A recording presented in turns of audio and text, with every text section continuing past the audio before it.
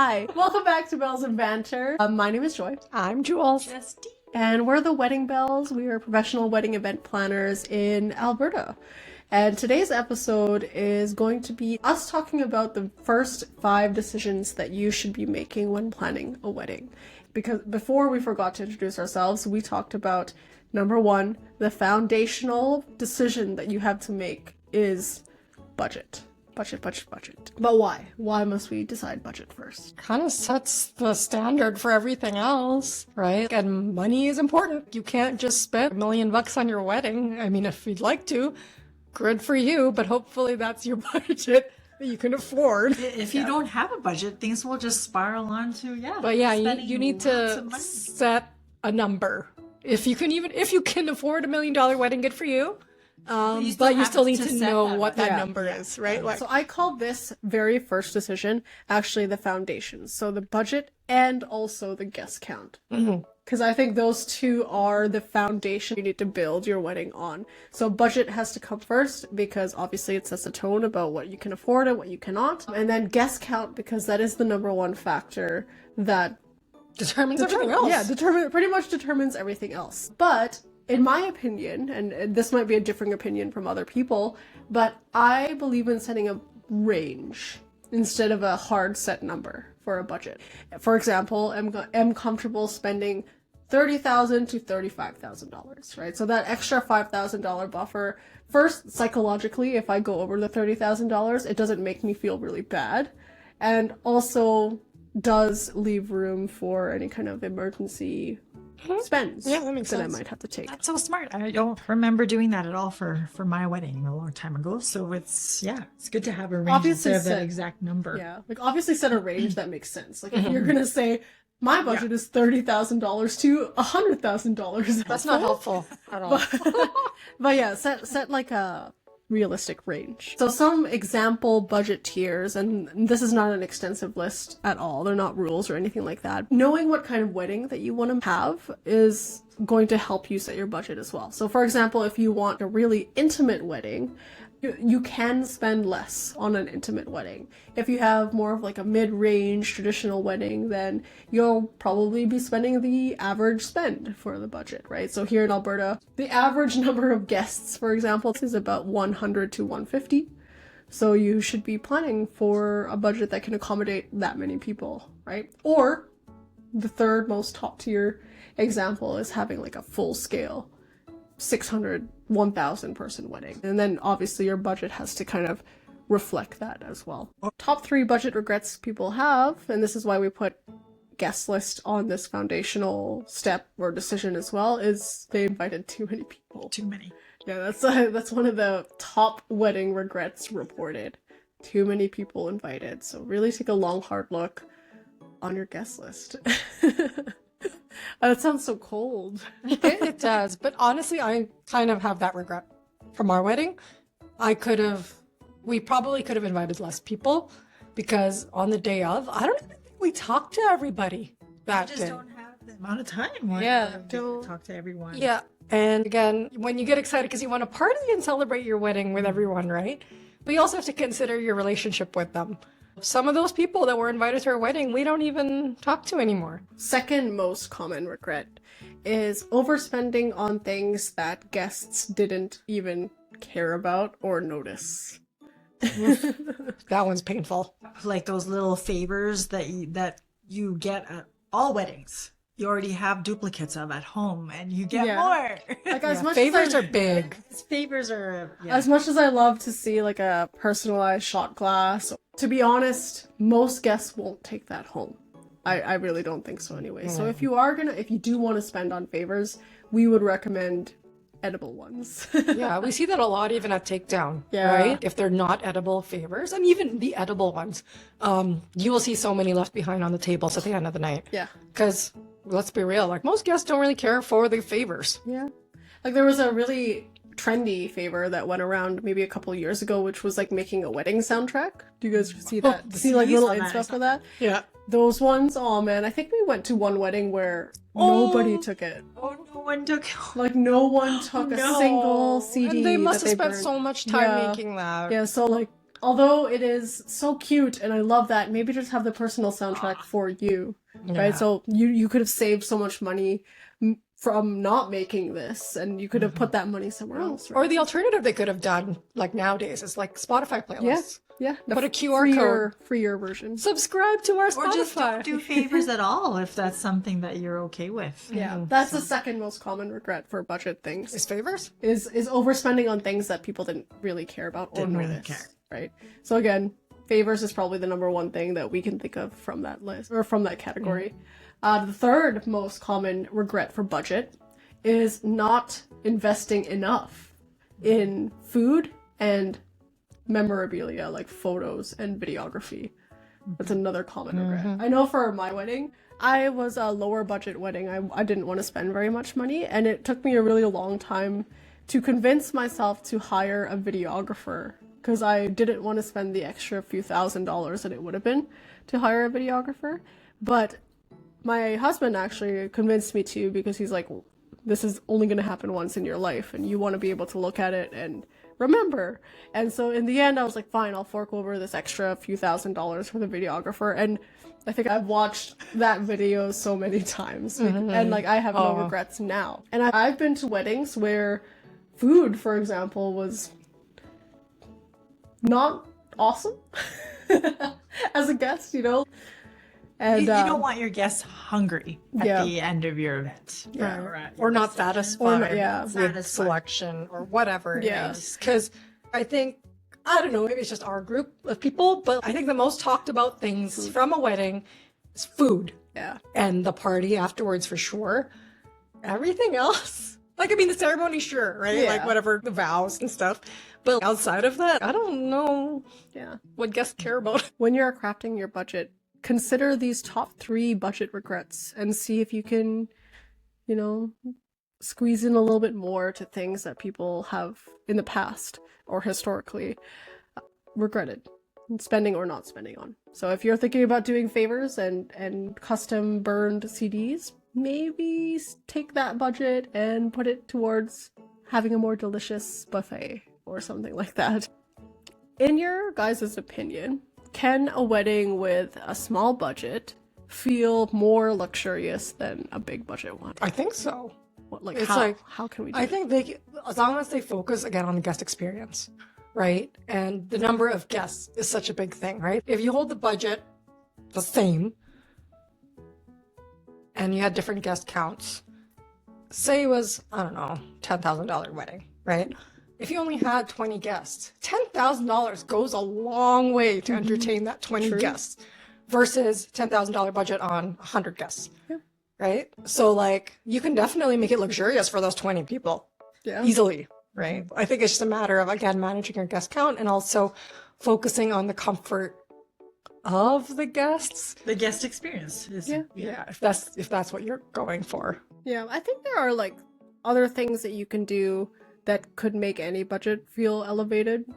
You know, guest experience I think is the number one thing. So don't feel like because your budget is smaller, you're going to have a quote unquote bad wedding. That's not a thing. The people that you're inviting, the guests that you have, they are important people in your lives. They're not going to judge you For how much money you or spent. things like that. So don't feel bad about a certain number that you put out there, or when you're planning, don't think that this budget is restricting in any way, because if you are creative, you can find ways to make that guest experience. You can elevate that guest experience and make that budget stretch as much as you can. Make sure guest count and budget are the very first steps in your decision making. There has actually been these days anyway, I'm not sure if it's maybe like our generation that's slowly going there. We're kind of doing away with the bigger weddings, I feel like.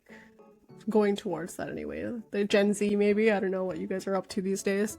But Let us there's been a real trend towards micro weddings. So micro weddings are typically under 30 is what we would categorize as micro. Intimate is like 30 to 75. Standard 75 to 150, and then large scale is 150 or more. But there's been a real trend towards micro weddings in the last decade, and via the Wedding Report, micro weddings have made up about 18% of weddings recently, which is a really big jump from the 10% 10 years ago. Oh, so it's like almost doubled. Yeah. So that budget that you have, if you decide to have a micro wedding, it can be quite beautiful. Weddings are beautiful regardless anyway. So that's the very first decision. It's kind of like the same logic. We had a friend that visited us about having a kid. And they're like, oh, what was your startup cost for a kid?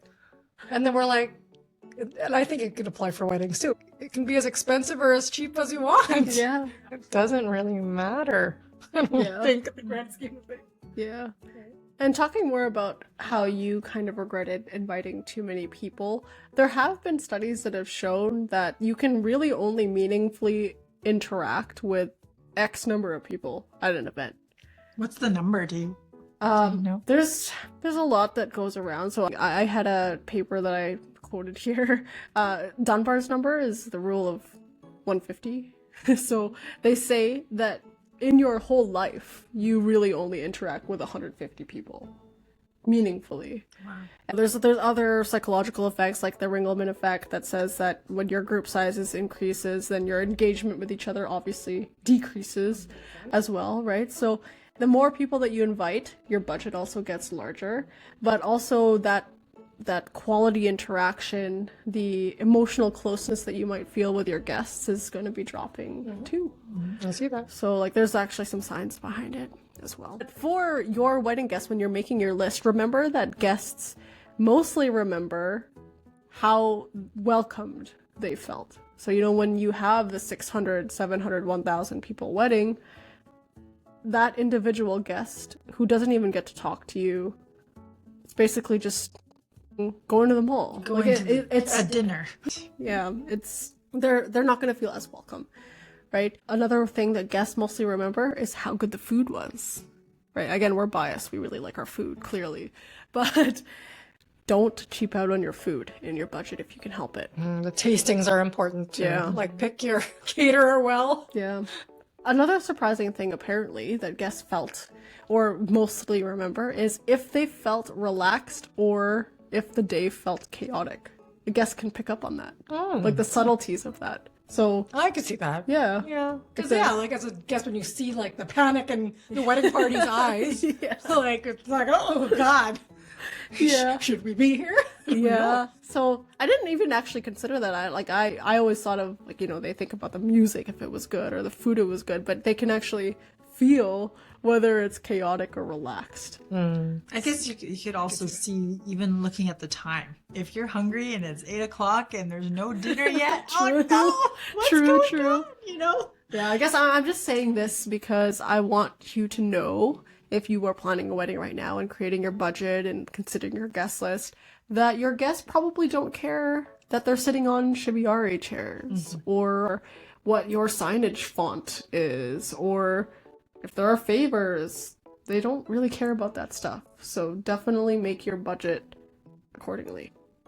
When you are making your guest list, and if you're having a hard time with it, remember that about 60 to 85% of the people that you invite will actually say yes. I mean, don't count on that fact. The smaller your guest list is, usually the more people will say yes. So if you're only inviting 10 people, likely, I'm hoping that those 10 people that you're inviting is coming. But if you are having a difficult time, you know, cutting your guest list, restricting your guest list, maybe 20%. Maybe making like an A list and a B list could be helpful if you're having a hard time. But again, don't count on no's, but that's just like some tips and tricks that you could try and employ for this first foundational step of wedding planning. Number 2. The second decision that you have to make about your wedding is to decide on what type of wedding you want to have. So type of wedding, what I mean by that is, are you going to have a local wedding, or are you going to have a destination wedding in Mexico or something? Are you going to have a legal ceremony incorporated into the events of your wedding? Or are you going to have that separate, private maybe, and then have just like a big celebration? Are you maybe going to have an elopement and then have a party afterwards that's bigger? This is what I mean by the type of wedding that you're going to have. I have a spicy question. Do you think elopements are selfish?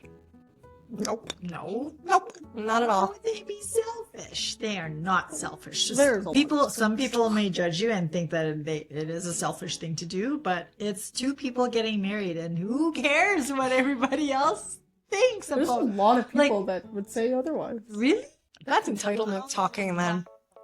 Yeah, at the end of the day, it's about the two people getting married. I agree. I It's don't. okay for them to go and escape everybody else and get married on their own. Yeah, because, well, pretty much that statement is saying that the people who are saying they're selfish is because there's these people that are expecting that they get fed and have a party. That's literally the expectation if they're mad about the elopement. Maybe these people are just very private people and they want to get married on their own without all these eyes watching. Argue that a wedding is like a family event, right? So people who choose to have an elopement with only the couple and an officiant or witnesses, they argue, they're like, oh, but what would your mother say? What would your father say? They wanted to watch. So like there's a lot of people. Well, maybe their relationship is not as good as we. Anyway, this is why it's the spicy question. Interesting. Because there are a lot of people that would actually say, at least from what I've seen on the internet, there are a lot of people that argue that sometimes elopements are. I personally don't think elopements are selfish. I think that ultimately it's about the couple. Like if, let's say we eloped, would you be mad? No. I don't think I'd be mad either. I think I'd be so for you. happy for Yeah. her. I'd be like, cool, I didn't know you could do that. Wow. Yeah. So it's I would feels like happy. after the like I wouldn't be. Yeah. But I can Sad see about that. it. Like I can see how people could be Like to upset. be not a witness to the wedding itself. Yeah. You know, like, because it does mean something, right? Like, it means something. Like, thinking about how happy I was to watch you guys get married and to be, I guess, deprived of that. I can see where people are coming from, True, I guess. but ultimately, it's the decision of the couple, They're just- right? So that's why this is the second biggest decision that you have to make as a couple. What kind of wedding do you want? And it really is just what you two want. It doesn't matter what mom or dad say. Other people should not dictate that for sure. No. So decide on that. Anyway, I was looking up like some history about elopement because I was curious about it, because I was talking to a friend a long time ago and he thought that when people eloped, that meant that one of the couple was kidnapped and married off. Wait, what? Yeah, so he thought that elopement meant that the bride was kidnapped and then got married off against her will. So that's how he thought elopement went. He's from Mexico, so I'm not sure if it was like an English language thing. But he thought elopement meant that you kidnapped the partner and you got married off. Actually, I think I've heard that definition or something. No way. I don't know if it was like, I can see where it came from because I don't know if I read that somewhere in a book or whatnot, but like not in a like a book for information. It was like a fantasy book or like novel. But I think I know kind of where he's coming from because I think at one point in my life I thought that was an elopement too. But elope, the word, actually means to leap or to run away. So not kidnap, okay, guys? We're not kidnapping people if we're eloping. But yeah, so historically, elopement was secretly fleeing with a lover to marry without parental consent, which was a big deal back then. Scandalous. Scandalous defiance against the arranged marriages, which were very typical back then, like all the class structure and the legal restrictions and stuff like that. So yeah, that's elopement. It's not the kidnapping of people. But in the 20th and the 21st century, it was more like a choice for personal freedom and like the simplicity of marriage between two people and not needing to deal with the crowds for a wedding. It was only in the last century, actually, that weddings became more of a status symbol and bigger and flashier and all that kind of stuff. And I think nowadays we're kind of reverting back. Our generation and then the ones that come after us, I think we're starting to realize that maybe all of these material things don't really matter, right? Like, it doesn't really matter in the end. And I looked up another stat, and it's couples who elope, not kidnapped, couples who elope often report higher satisfaction with the ceremony itself. Of course. Yeah. While couples with large weddings obviously report higher satisfaction with a party. So we just want to reiterate that neither is better. In this case, if you want to have a large wedding, amazing. Have a large wedding. If you want to elope, not kidnap, you have that too. Neither is better. It's just different priorities. And again, this is why it's decision number 2. you gotta decide what type of wedding that you want to have with your partner. I have another spicy question. I have a lot of spicy questions. So, if no one could complain, nobody could say anything to you guys, what type of wedding would you have chosen? A destination wedding. Yeah, you're a travel bug. I remember a destination wedding was my one thing, but then I don't know. I guess a lot of voices in my head kept telling me, but then that's so expensive for so many people to travel, for just me and my partner to get married. I don't know. I think maybe destination Well, that's what I said. wedding. If nobody could complain about anything, I don't care. would definitely do destination wedding. What That's about what I wanted to. destination I too? wanted to get married in a castle. Oh, In yeah, a castle, Hatley yes. Castle. But alas, other thoughts in our head said no. Yeah. We're just too nice. We had I to think guess. about other people, I right? just thought I about was not people nice, first. I guess, because I had a destination wedding. I guess I didn't care. I had the wedding that I wanted, and I consider myself very fortunate. And I'm glad you did that, Mhm. actually. I regret not doing what I had initially wanted to do, which was a destination wedding, because maybe I'm just someone that thinks too many things in my mind, and I was thinking of too many people all at once, and then just thinking what their point of view was. And The voices of your family and your loved ones, of course, are going to come out. But I think during this step of deciding what type of wedding that you want, you really need to determine who this wedding is for. Right? so that's something that I should have reminded myself. Like, who is it for? Is it for you? If it's for you, do what you want. If it's for your family, then obviously you'll have other considerations. Is it for the guests? But I think that's the thing, though, right? Like, especially in the culture that we are in, where the weddings are big, say, right? Like, I think people plan them for their guests, not necessarily for themselves. Like, yeah, the ceremony, sure, for themselves, but it's almost like everything after that is for the guest experience. Which is why I think all these thoughts start running into your head about, like, oh, we should do this or do that, or not do this. Yeah. But I think that's part of this big decision, is that you have to determine who you're planning this for. And of course, as idealistic as it sounds, like it should be for you. It is ultimately about you and your partner. But the reality is, there are other people and loved ones in your life, so you might have to consider them too. Mm-hmm. There is no right or wrong way to do a wedding. You only have aligned or misaligned choices. A wedding doesn't need to be traditional to be meaningful. It doesn't have to be intimate to be meaningful. You're allowed to do what you want. You can separate the legal part if you'd like. You can do that privately, maybe, for you, and then have the party later for everybody else. There's so many things that you can choose to do during this second most important decision for planning. Third biggest decision that you have to make is choosing a date. Date or season, I guess. It depends on what you want. Choosing a date will obviously lock in a lot of things for you. The availability of a venue, for example. Indoors or outdoors. Indoors or outdoors, right? Unless you're like me and you choose a winter date and go outside for some reason, don't do that. But also, even the day of the week is important. Saturdays. I guess people can't see that if they're listening to the podcast. She's rubbing her fingers together in the motion of showing. Saturdays are the most common date, obviously, but they're also the most expensive. Venues can pretty much charge whatever they want because it is the highest demand. Okay, so if you do want to save a little bit of money, choosing like a Sunday or a weekday is actually more budget friendly. But then you have to consider guest experience again as well, right? Of course. A more general thing that you have to consider as well is what season, what time of the year. The most expensive season is Summer. Here anyway. Yeah, here in Alberta. Peak season for weddings here, summer. Most of our gigs are in the summertime, and usually our time off is the engagement season, which is Christmas time. So if you choose to get married in the peak season, which is summer and fall, you're also going to be spending more money. Versus if you choose off-peak season, usually you can get some discounts at venues. That's what we did. We got a discount at our venue because we chose to get married in November, which is not as common. So on top of choosing a date and season, you also have weather to contend with, right? Here in Alberta, weather is pretty unpredictable, so it's kind of hard to say even during the summertime or peak season what the weather is going to be like. But rain is good luck on your wedding day, right? So it's okay. But having backup plans is important, and picking a date will help you determine what kind of backups that you need to have as well.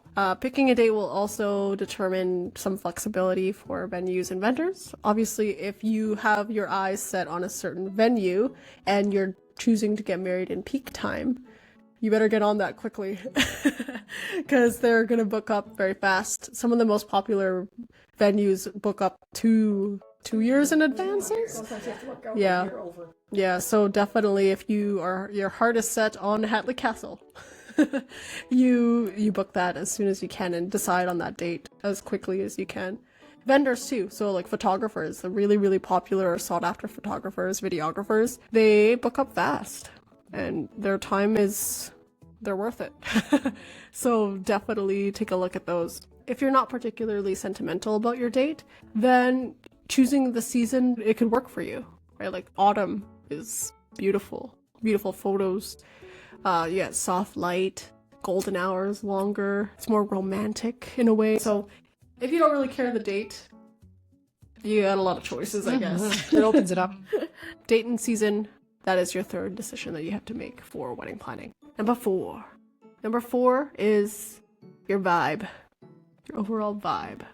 What you want to think, what you want your wedding to feel like. So for me, the exercise that I like to do is to choose 3 to 5 words that describe your wedding. How would you have described yours? Yummy. Yummy. Fun, I hope. I mean, whatever. But fancy-ish. That's my 3 words. I can't think of 5. So yummy, fun, and fancy. Interesting. What about you? Words for I have toddler vocabulary. I remember cutting out pictures, remember, from magazines. So she's a picture girl. Yeah, I remember. I'm a visual person, so I didn't really have words to describe things. But maybe if I were to have one, what would you? Robert. A classic. No, pictures. Oh yeah, Classic. Yeah. Food and elegant. Anyway, I mean, yeah. mine was I think cozy, moody, because I'm moody, I guess. Mine was, I could bring it up, but I think it was cozy, moody, and romantic. See, actually, words. I did not have any words to describe words. I'm just describing it post-wedding at this point. Yeah. But anyway, the reason why we're asking you guys to choose your overall vibe is because this could also influence your venue choice. Like I chose cozy as my venue choice, so I looked specifically for venues that had wood, had exposed brick, had a fireplace. Yeah, so yeah, your vibe can influence your venue choice in this way. It could also influence like your dress code. So for example, Justine wanted an elegant wedding. Hey, mine was fancy. Or a fancy wedding. So obviously your dress code is not going to be casual. You're gonna expect your guests to, come dressed appropriately. The vibe also influences things like your music choice. Also your food, right? Like, so if you choose in your vibe to have a relaxed wedding, you might pick a simple barbecue or something, for your wedding reception. But if you chose fancy, then maybe you have a sit-down 4-course meal, or in our case, buffet, because quantity, But a very clearly defined vibe saves you money because you have a goal in mind. It also simplifies your decisions. You have a lot of decisions to make when planning a wedding. So if you can simplify that a little bit and take off a little bit of that decision fatigue, why not? It also, if this vibe is personal and it's yours, it reduces that comparison demon, for lack of a better word. Like Jules said in an earlier episode, that comparison is a thief of joy, and I agree with that. But if you define your vibe to fit you and your partner personally, you don't feel the need to compare whatever it is that you have with everybody else, right? It's yours. It's your vibe. And believe it or not, guests, they also subconsciously mirror this vibe. So if it's a relaxed wedding, they feel relaxed, your guests will actually tend to stick around a little bit longer. They just want to hang out. It's cozy. They feel good there, right? Whereas if you have like a really formal black tie wedding, the guests will fall in line a little bit easier, so they're gonna follow direction more, but they might not stay for Less very comfortable. long in the Yeah. night. It's less comfortable for them. So yeah, it's quite interesting to feeling your vibe. I do want to give a word of caution, though, for vibes, and the number one place that you look to for inspiration is the internet. And these days, I find more and more there are images of weddings or cakes and stuff like that that are AI generated. I don't know if you guys have experienced this much. They're not real images, yeah. So when you are creating these mood boards and choosing your vibe, just be aware that a lot of the things that you see online, there are a lot of AI images. So make sure that your expectations are still realistic, because it's pretty crazy. Anyway, this is usually where couples either feel empowered or overwhelmed at this point, because there's so many decisions to make. And decision fatigue is a very real thing in wedding planning, and it's often why fights start with you and your partner. So this is normal, and if you are at this point making these decisions for your wedding, if you need to take breaks, take breaks. Anyway, these are the first steps or the first decisions that we think that you should make when planning your wedding. Having these first clearly defined decisions, foundational decisions made, will help you plan your wedding faster. It will result in fewer arguments with you and your partner, and hopefully it will set you up to make more confident choices as the timeline goes on. That concludes our episode about the first 5, 4, whatever decisions that you... 5. Don't do that! 6, 7? No! 4, 5? 4, 5? No, what? 4, 5? It's not 6, 7. 4, 5, 4, 5, 4, 5. Did you guys see what I had to put up with? Anyway, this concludes the first 4 to 5 to 6 to 7 decisions that you have to make when planning a wedding. If you're listening on Apple or on Spotify, we would love it if you could rate our podcast. It really helps us out. If you're watching us on YouTube or listening on YouTube, sorry that you have to watch whatever we're doing on here. But it would really also help us if you could like, comment, and subscribe to our channel. We have a lot of cool episodes planned, lots of reaction videos. We're gonna try doing mini episodes as well to kind of mix things up. If you guys have any questions or need advice or want to send us any tea about your weddings, we would love to hear about it. And yeah, thanks for watching and or listening. And we'll see you next time. Bye.